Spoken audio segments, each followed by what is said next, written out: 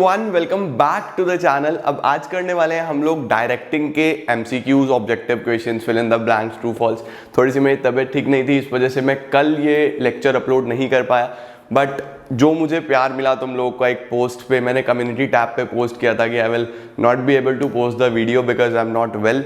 But तुम लोगों का इतना प्यार मिलता है, इतना अच्छा लगता है कि एक अंदर से एनर्जी आ जाती है। जो तुम लोग का लव है, जो तुम लोग का बॉन्ड है, एक जो हम लोगों ने एक ट्रस्ट बिल्डअप करा है टुवर्ड्स ईच अदर, उसी से एक इनर पावर मिलती है, एक एनर्जी मिलती है कि यार काम तो करना है, चाहे तबीयत कैसी भी हो, चाहे मैं बोल पा रहा हूँ या नहीं बोल पा रहा हूँ, बट तुम लोगों का काम नहीं रुकना चाहिए और काम ऐसे ही चलता रहेगा।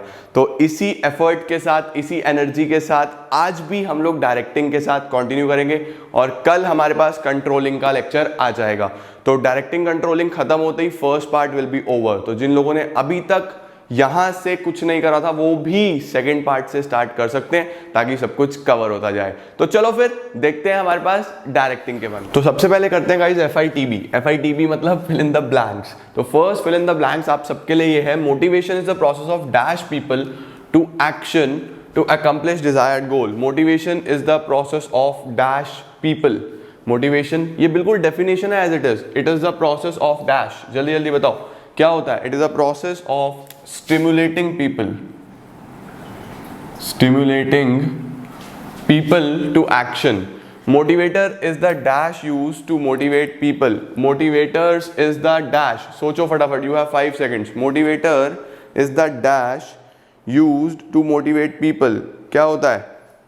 Motivators is the technique used to motivate people. इसके बाद a dash need can no longer motivates a person. A dash need can no longer motivates a people. एक need अब फर्दर लोगों को मोटिवेट नहीं कर सकती। कैसी need? a dash need, a satisfied need. आपकी जो नीड एक बार सेटिस्फाई हो चुकी है वो फिर मोटिवेट नहीं करती। क्यों? क्योंकि आपने वो चीज़ अचीव कर ली है। जब तक हम कोई चीज़ अचीव नहीं करते तो हम लोगों को वो चीज़ बार बार मोटिवेट करती रहती है। आपने एक बार अचीव कर लिया तो उसके बाद वो मोटिवेट नहीं करेगी। Motivation can either be positive और dash. Motivation can either be positive. दो तरीके के मोटिवेशन हो सकते हैं, पॉजिटिव और नेगेटिव। ये तो तुक्का भी मारते हैं बच्चे, लग जाता है। Motivation can either be positive और नेगेटिव। पॉजिटिव में क्या होता है कि कोई आपको बहुत ज्यादा पॉजिटिवली मोटिवेट करता है कि पढ़ो, इससे आपको ये मिलेगा वो मिलेगा। नेगेटिव क्या है कि मार मार के काम करवाना। काम दोनों तरीके से हो जाएगा, लेकिन पॉजिटिवली भी और नेगेटिवली भी। उसके बाद Maslow believe that human needs are classified into dash needs. Maslow ने कहा कि ह्यूमन नीड्स को कैटेगराइज करा जा सकता है इतनी नीड्स में। कितनी नीड्स बताई थी मैस्लो ने? अब्राहम मैस्लो ने कितनी नीड्स दी थी? सोचो। Maslow believe that human needs are classified into 5 needs. This is very important. Maslow की नीड्स बहुत अच्छे से प्रिपेयर कर लेना। Dash needs arise after physiological needs. अब देखो, सबसे पहली नीड्स फिजियोलॉजिकल बताई थी मैस्लो ने। उसके बाद कौन सी आई? नंबर 2 पे dash needs arise after physiological needs. Physiological के बाद कौन सी आई है? सोचो। इसके बाद आया था safety and security. Safety and security. अच्छा, इसके बाद कौन सी आई थी? इसके बाद कौन सी आती है? Affiliation, belongingness. उसके बाद एस्टीम। उसके बाद सेल्फ एक्चुअलाइजेशन। ये 5 नीड्स मैस्लो ने दी थी। Dash means some obstruction to communication. Communication में कुछ ऑब्स्ट्रक्शन या फिर एक तरीके का बैरियर हो सकता है कम्युनिकेशन में। क्या? Noise. Barriers to communication are out of syllabus, but communication का मीनिंग और प्रोसेस आपको पता होना चाहिए। Dash mean some obstruction, answer आएगा noise. The process of converting the message into communication symbols is known as. Message को convert करना communication symbol में, the process of converting the message into communication symbols is known as encoding. इसको क्या बोलते हैं हम लोग? Encoding. Dash is a process of influencing the behavior of people. Dash is a process of influencing, लोगों के behaviour को influence करना, जोर जबरदस्ती नहीं, इन्फ्लुएंस करना। क्या है प्रोसेस? क्या बोलते हैं इसको हम? Leadership. This incentive is offered over and above wages and salary. ऐसा कौन सा इंसेंटिव है जो वेजेस और सैलरी के अलग दिया जाता है? वेजेस सैलरी मिल रही है, वो मिल रही है, लेकिन उससे अलग दिया जाता है। कौन सा इंसेंटिव होता है? बोनस। बोनस वो इंसेंटिव है जो दिया जाता है over and above wages and salaries. ये हो गए हमारे फर्स्ट 10। अच्छा, बोनस कौन से इंसेंटिव्स में आएगा? मॉनेटरी में या नॉन मॉनेटरी में? ये भी बता दो मुझे फटाफट। मॉनेटरी या नॉन मॉनेटरी? जल्दी जल्दी से बताओ।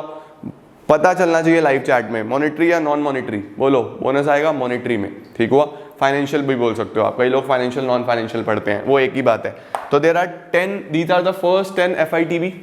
10 और करें, आ जाओ। The 11th FITB is directing flows from dash to dash. जल्दी से सोचो, डायरेक्टिंग फ्लोज फ्रॉम, देखो जनरली दो ही होते हैं, या टॉप टू बॉटम या बॉटम टू टॉप। सोचो डायरेक्टिंग का मतलब ही क्या है, लीडरशिप इसके अंदर आ जाता है, मोटिवेशन आ जाता है, सुपरविजन आ जाता है, कम्युनिकेशन आ जाता है। तो जनरली कहां से फ्लो करता है ये, it flows from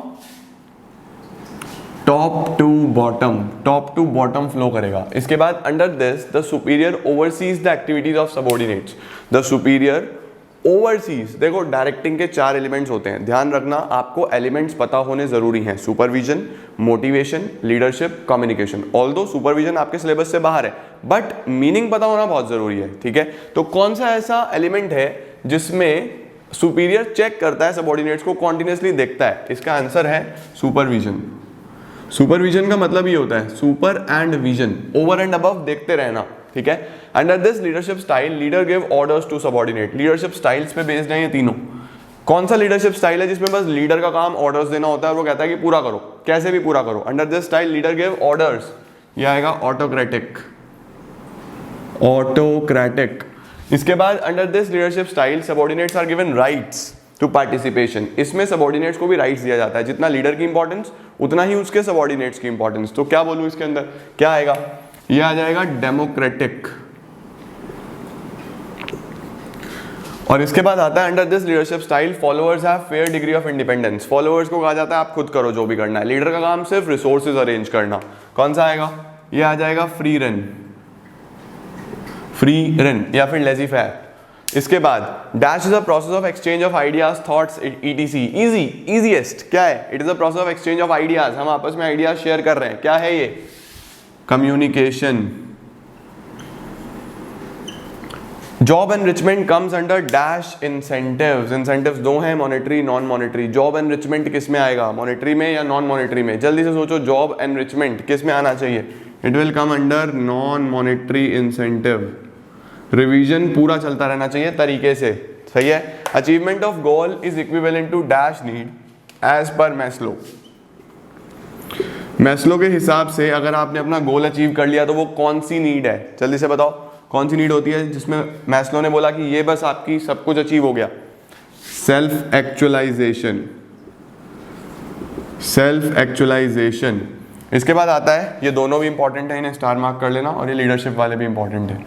dash is the highest level of needs as per Maslow. इसमें बहुत नंबर कटते हैं, इसको हाईएस्ट लेवल बोलते हैं, इसको लोएस्ट लेवल बोलते हैं, कंफ्यूजन रहता है काफी। हाईएस्ट लेवल आता है हमारे पास सेल्फ एक्चुअलाइजेशन,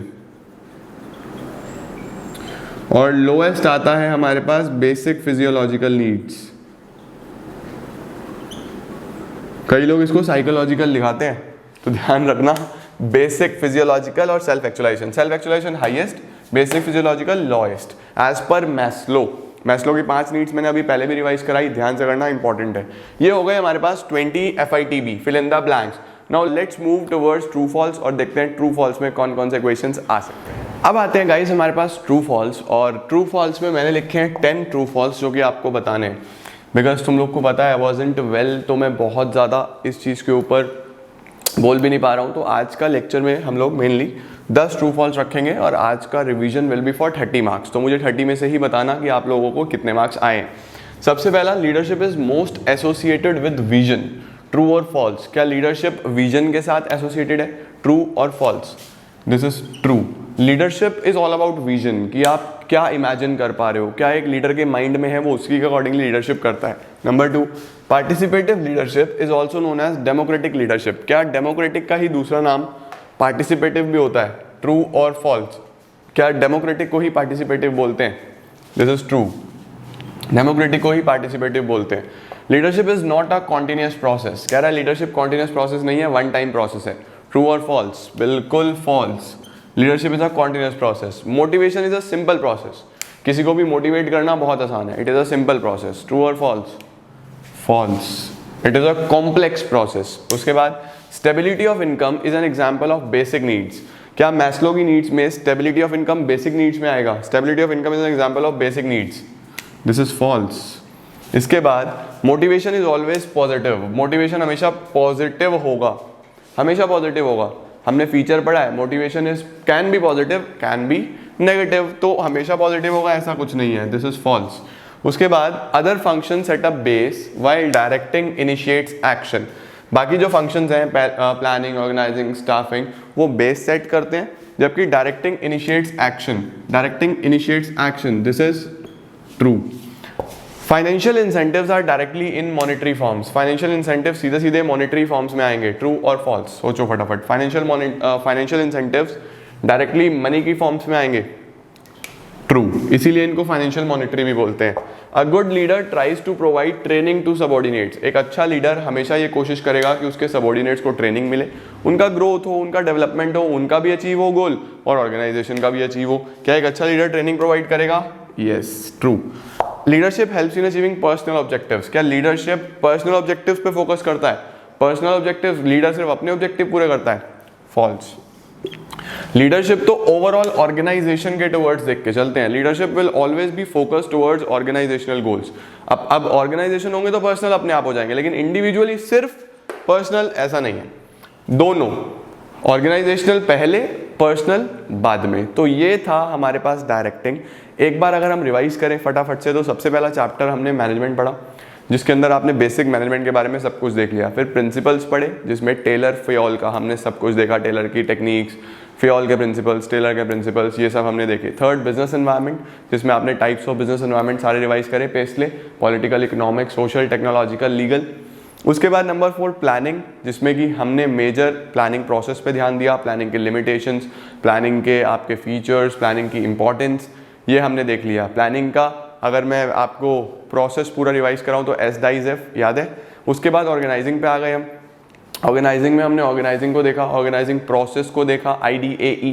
उसके बाद हम लोगों ने ऑर्गेनाइजिंग का स्ट्रक्चर देखा, ऑर्गेनाइजेशन स्ट्रक्चर, ये सब हमने देख लिया अच्छे से कि एक फंक्शनल हो सकता है, एक डिविजनल हो सकता है। फिर हमने डेलीगेशन, डिसेंट्रलाइजेशन देखा, ये सब हमने अच्छे से करा। उसके बाद हम आए स्टाफिंग पे, तो स्टाफिंग में हम लोगों ने बेसिक स्टाफ से रिलेटेड सारी की सारी चीज़ें देखी, सिलेक्शन कैसे होता है, ट्रेनिंग डेवलपमेंट कैसे होता है, ये सब देखा, रिक्रूटमेंट कैसे होता है, रिक्रूटमेंट के क्या क्या सोर्सेज हैं, इंटरनल, एक्सटर्नल, ट्रांसफर, प्रमोशन, बहुत सारे हमने देखे, ये अच्छे से रिवाइज करा आपने सारा।